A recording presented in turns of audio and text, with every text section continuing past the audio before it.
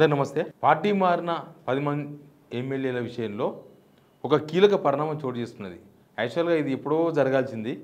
But ఎప్పుడంటే పోయిన సంవత్సరం ఏప్రిల్ అనుకుంటా దాన నాగేందర్ ఫస్ట్ జాయిన్ అయింది. ఏప్రిల్ పోయి ఆగస్టుకి వచ్చినాం. అంటే దాదాపు సంవత్సరం మీద ఒక 4 నెలల తర్వాత, ఒక 16 నెలల తర్వాత, ఆల్మోస్ట్ 15 నెలల తర్వాత జరిగింది ఈ పరిణామం. అసలు ఇదంతా సుప్రీంకోర్టు ప్రెషర్తో జరిగింది. సుప్రీంకోర్టు స్పీకర్కు డెడ్ లైన్ పెట్టింది కదా, 3 మంత్స్లో ఖచ్చితంగా మీరు ఏదో ఒక నిర్ణయం తీసుకోవాలని చెప్పి. దాని తర్వాత ఈ కీలక పరిణామం జరిగింది. బట్ ఇప్పుడు కూడా వీళ్ళ మీద వేటు పడుతుందా అని అంటే పెద్ద క్వశ్చనే కనిపిస్తుంది. ఎందుకంటే అన్ని డ్రామాలు నడుస్తున్నాయి తెర వెనుక. చాలా డ్రామాల తర్వాతనే వీళ్ళకి నోటీసులు ఇచ్చారు. 10 మంది ఎమ్మెల్యేలకు మీరు పార్టీ మారినట్లుగా మాకు కంప్లైంట్ వచ్చింది, మీ వివరణ ఇవ్వండి అని కంప్లైంట్ ఆధారంగా నోటీస్ ఇచ్చినట్ట 10 మందికి. ఇంకా వాళ్ళు రిప్లై ఇస్తారు, అదంతా టైం నడుస్తుంది. బట్ స్పీకర్ తీసుకునే తుది నిర్ణయం ఏందనేది చాలా ఇంపార్టెంట్ పాయింట్. అన్ని విషయాల మీద మాట్లాడదాం. ఈ వీడియో షేర్ కూడా చేయండి, సబ్స్క్రైబ్ కూడా చేసుకోండి. 10 మంది ఎమ్మెల్యేలు పార్టీ మారినరా మారలేదా అని తెలంగాణలో ఎవరిని అడిగినా చెప్తారు, వాళ్ళు కాంగ్రెస్ చేరిండ్రు బీఆర్ఎస్ నుంచి పోయి అని. కానీ కళ్ళ ముందు జరిగిన దాన్నే, అందరి కళ్ళ ముందు జరిగిన పార్టీ మార్పు విషయాన్నే దానిలో వాళ్ళని కాపాడేందుకు ప్రభుత్వం ప్రయత్నాలు చేస్తుంది ఫస్ట్ నుంచి కూడా. సుప్రీంకోర్టులు, హైకోర్టు ఎక్కడైనా సరే వాళ్ళ మీద వేటు పడకుండా. యాక్చువల్గా వాళ్ళని చేర్చుకున్నప్పుడే ప్రభుత్వానికి ధైర్యం ఉండాలి, చేరినప్పుడే వాళ్ళు కూడా ధైర్యం ఉండాలి. దేనికంటే దానికి రెడీ. రేపు ఉప ఎన్నిక వచ్చినా రెడీగా పోదాం. ఇప్పుడు కాంగ్రెస్ అంతా మాకే ఉన్నారు, జనమంతా మాయమడే ఉన్నారు, బీఆర్ఎస్ లేదు, బీజేపీ లేదు అంటున్నారు కదా. ఈ టైంలో ఉప ఎన్నికలు వస్తే భయం ఎందుకు? వాళ్ళకు భయపడకూడదు. ప్లస్ వాళ్ళు పొద్దుగా లేస్తే రాజ్యాంగము, ప్రజాస్వామ్యము, సామాజిక న్యాయము ఇట్లాంటివి చాలా పెద్ద మాటలు మాట్లాడుతున్నారు. కాబట్టి వాళ్ళు ఉత్తమ మాటలు కావు, ఇవి చేతలు నిరూపించుకోవడానికి ఆ 10 మంది ఎమ్మెల్యేల మీద ఎప్పుడో వేటు వేయించుకునేది ఉండి, లేదా రాజీనామా ఉంటే బాగుంటుండే పద్ధతిగా. అవేం జరగలేదు. కానీ స్పీకర్ మాత్రం ఇప్పుడు నోటీస్ ఇచ్చినట్ట. ఇన్ని రోజుల తర్వాత స్పీకర్ ఆఫీస్ నుంచి వాళ్ళకు నోటీసులు పోయినాయి, మీరు వివరణ ఇవ్వండి, పార్టీ మారినట్టుగా మీ మీద కంప్లైంట్ ఉంది అని. కానీ ఇప్పుడు వాళ్ళ వర్షన్ ఏంది? ఒకరిద్దరు తప్ప మిగతా వాళ్ళందరూ కూడా మేము పార్టీ మారలేదు, మేము కాంగ్రెస్లో చేరలేదు, మేము బీఆర్ఎస్లోనే ఉన్నాం అని చెప్పుకున్నారు. ఈ మధ్య కాలంలో ఒకరిద్దరు కాంగ్రెస్ వాళ్ళు మాట్లాడుతున్నారు, అవునవును వాళ్ళు కాంగ్రెస్ చేరిండ్రు అని. పీసీసీ ప్రెసిడెంట్ మహేష్ కుమార్ గౌడ్ ఒక ఛానల్కి ఇచ్చిన ఇంటర్వ్యూలో మాట్లాడారు. తర్వాత నిన్న మొన్న భువనగిరి ఎంపీ చామల కిరణ్ కుమార్ కూడా మాట్లాడాడు. ఉప ఎన్నికలు వస్తే ఖచ్చితంగా మేమే గెలుస్తాం, ఉప ఎన్నికలు వస్తే కాంగ్రెస్ గెలుస్తుంది, కాంగ్రెస్ గాలి వీస్తుంది తెలంగాణలో అని.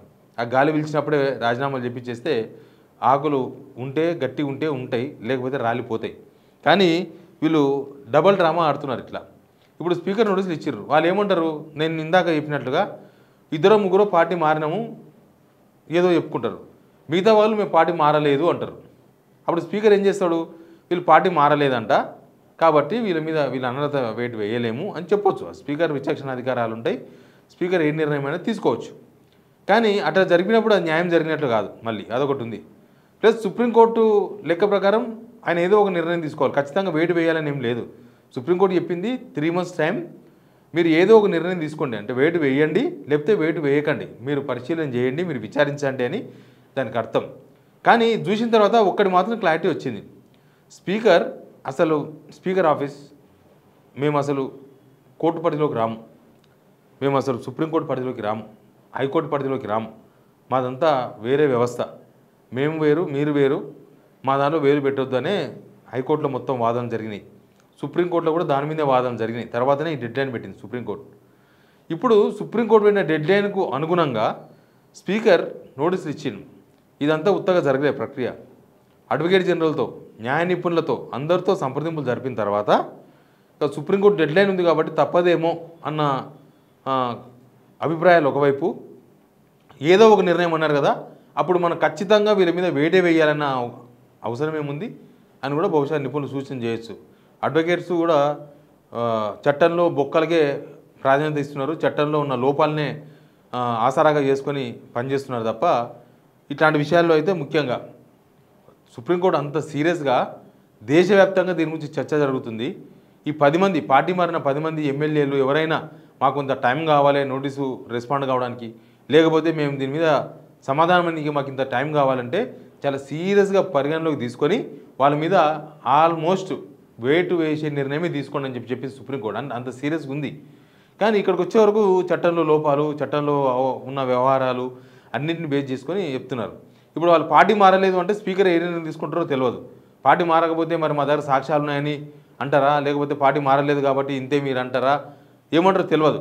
కానీ ఆ తదుపరి సుప్రీంకోర్టు కూడా పోయే అవకాశం ఉంటుంది. ఆల్రెడీ సుప్రీంకోర్టుకు 500 పేజీల సాక్ష్యాలు ఉన్నాయి. ఇదంతా మన కళ్ళ ముందర కనిపిస్తున్నాయి. అసలు ఎప్పుడైనా సరే చాలా కేసుల్లో ఇప్పుడు పలానా ఒక మర్డర్ జరిగింది, జరగంగానే పలానా ఎవరో అనుమానాస్పద వ్యక్తో తెలిసిన వ్యక్తో ఎవరో మర్డర్ చేసినని మొత్తం పేపర్ల నుండి వస్తుంది, టీవీల్లో వస్తుంది. కానీ అప్పటిదాకా ఆధారాలు ఉండవు. అసలు ఆయన ఎవరో ఈయన ఎవరో అసలు ఏం జరిగిందో తెలియదు. తర్వాత ఇన్వెస్టిగేషన్ జరిగి పోలీసు వాళ్ళు ఛార్జ్షీట్ వేసి ఇన్వెస్టిగేషన్ చేసి ఆధారాలు సమర్పిస్తే తప్ప వాళ్ళకి శిక్షలు పడవు. ఇదంతా మనకు కనబడకుండా జరుగుతుంది. కానీ ఎమ్మెల్యేల ఇష్యూ మన కళ్ళ ముందలే కనబడుతుంది.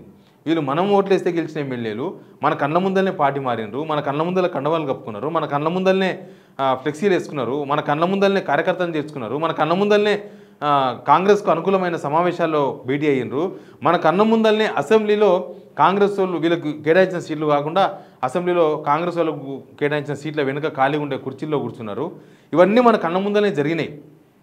మేము అధికార పార్టీలో అభివృద్ధి కోసం చేరుతున్నామని కార్యకర్తలకో లేకపోతే పార్టీ వాళ్ళకో కాంగ్రెస్ పార్టీలో ఉన్న వాళ్ళకో లేకపోతే నియోజకవర్గ ప్రజలకో వాళ్ళు స్వయంగా వాళ్ళు నోటుకుండా చెప్పినవి కూడా మనం చూసినాం. అయినా సరే మేము పార్టీలో చేరలేదని ప్రూవ్ చేసుకోవడానికి ప్రయత్నాలు చేస్తున్నారు.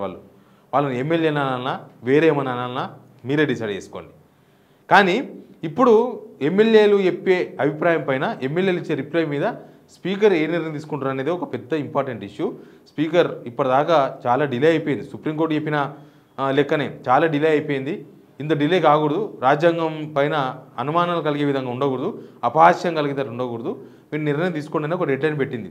ఇప్పటికి ఆల్మోస్ట్ ఒక 21-22 డేస్ అయిపోయింది. ఇంకా మిగిలింది 2 నెలల 10 రోజులు మిగిలింది. ఇప్పుడు ప్రాసెస్ స్టార్ట్ అయింది. ఈ ప్రాసెస్ ఎట్లుంటుందంటే నోటీసులు ఇస్తారు, తర్వాత వాళ్ళు ఏదో రిప్లై ఇస్తారు. ఒకవేళ స్పీకర్ ఆ లేఖతో సంతృప్తి చెందకపోతే అంటే ఇంకా స్పీకర్ సంతృప్తి చెందడం అనేది పరిస్థితులను బట్టి రకరకాల వ్యవహారాలను బట్టి ఉంటుంది. చెందకపోతే వాళ్ళని పర్సనల్గా పిలుస్తారు, నువ్వు వచ్చి నా ముందు కూర్చోవని. ముందు కూర్చుంటే స్పీకర్ వాళ్ళతో మాట్లాడతారు. ఏంది నీ మీద వచ్చిన కంప్లైంట్ ఏంది, నీ మీద ఎందుకు అనర్థం వీటి వేయకూడదు అని స్పీకర్ యాంగిల్లో క్వశ్చన్స్ ఉంటాయి. బట్ ఆయన మళ్ళీ నేను పార్టీ మారలేదు, నేను ఏమీ లేదు అంటే స్పీకర్ సంతృప్తి చెందితే వాళ్ళు సేఫ్. స్పీకర్ సంతృప్తి చెందకపోతే వాళ్ళ మీద వేటుపడే అవకాశాలు ఉంటాయి. అదంతా కూడా స్పీకర్ విచక్షణ అధికారాలు. స్పీకర్ ఏ నిర్ణయం తీసుకుంటారో తెలియదు.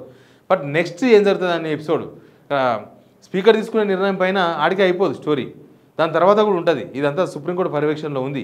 ఇంకోటి ఏంటంటే అక్కడ కేసు డిస్క్లోజ్ కాలేదు సుప్రీంకోర్టులో. ఇప్పుడు ఇది కాకపోతే నెక్స్ట్ మళ్ళీ బీఆర్ఎస్ వాళ్ళు మళ్ళీ పోతారు ఏంది ఇది అని. ఇంకా కొంచెం టైం ప్రోలాంగ్ కావచ్చు, కొంచెం పోస్ట్పోన్ కావచ్చు. 3 నెలలు కాకపోతే 6 నెలలు కావచ్చు, 6 నెలలు కాకపోతే ఇంకొక 2 నెలలు ఎక్కువ కావచ్చు. కానీ పరిస్థితులు వాస్తవమని నిరూపించడానికే కొంత టైం పడుతుంది. ఇక్కడ జరిగిన తప్పిదం అది తప్పిదమే అని నిరూపించడానికి సినిమా కనుక చూస్తే ఒక గంటన్నర సినిమాలోనే ఒక మనిషి జీవితాన్ని మొత్తం చూపిస్తారు చూడు. అట్లా మనకు కూడా చట్టంలో లోపాలు ఎట్లా ఉంటాయి, చట్టం ముందు ఏమి నిజం, చట్టం ఏది నమ్ముతుంది, లేకపోతే ఎట్లా ఉంటుంది అనే విషయాలు మనకి ఎమ్మెల్యేలు గెలిచినప్పటి నుంచి రేపు జరగబోయే పరిణామాల వరకు మొత్తం మన కళ్ళ ముందనే కనిపించే అవకాశాలు అయితే కనిపిస్తున్నాయి. ఇదంతా నోటీసులు ఇవ్వడం ఇదంతా కూడా ప్రక్రియలో భాగమే. కానీ తదుపరి జరగాల్సింది జరుగుతుందా జరగదా, తదుపరి స్పీకర్ ఎట్లాంటి నిర్ణయం తీసుకుంటారు అనేది మాత్రం అవన్నీ తదుపరి విషయాల మీదే డిపెండ్ అయి ఉంటాయి. బట్ వీళ్ళు ఇక్కడ ఈ కోర్టుల్లో గెలవచ్చు, లేకపోతే ఎక్కడైనా గెలవచ్చు. కానీ ప్రజా కోర్టుల్లో మాత్రం ఇట్లాంటి వాళ్ళను తీవ్రమైన వ్యతిరేకత ఉంది. లాస్ట్ టైం పార్టీ మారిన వాళ్ళను 12 మంది మారితే 10 మంది ఓడిపోయారు. అట్లా ఈ పార్టీ మారిన వాళ్ళ మీద ప్రజా కోర్టులో అభిప్రాయం వస్తుంది. బట్ ఆ ప్రజా కోర్టు తేలే వరకు ఇట్లాంటివన్నీ నడుస్తూ ఉంటాయి వ్యవహారాలంతా కూడా. చూద్దాం ఏం జరుగుతుందో. ఇక్కడ నోటీసులకు ఏం రిప్లై ఇస్తారు, తర్వాత పరిణామాలు ఎట్లా ఉంటాయి, మళ్ళీ సుప్రీంకోర్టు పోవాల్సి వస్తుందా, మళ్ళీ సుప్రీంకోర్టు ఎట్లాంటి డిసిషన్ తీసుకుంటుంది. ఇది ఒక మొత్తం భారతదేశంలో పార్టీ మారే వాళ్ళకు, ఈ పార్టీలో గెలిచి ఆ పార్టీలో వాళ్ళకు, ఎమ్మెల్యేలు ఎంపీలు ఎవరైనా కావచ్చు, వాళ్ళందరికీ ఇది ఒక టెస్ట్ అనమాట. ఇదొక టెస్ట్ కిట్. ఈ కిట్టు ఎట్లా అయితే మిగతా వాళ్ళకి అందరికీ అదే అప్లికేబుల్ అవుతుంది. బట్ మన కళ్ళ ముందు జరిగిన పరిణామాలు ఇవన్నీ కాబట్టి మనకు కొంత ఏం జరగబోతుంది అనేది ఆసక్తి కూడా ఉంటుంది. చూద్దాం మనం కూడా ఏం జరుగుతుందో. బట్ నోటీసులు ఇవ్వడం మాత్రం ఒక కీలక పరిణామం అంతవరకే. దాని తర్వాత జరిగేటివన్నీ కూడా చాలా రాజకీయాలతో ముడిపడి ఉండే అవకాశం ఉంది. చూద్దాం ఏమవుతుందో. Please subscribe signal TV.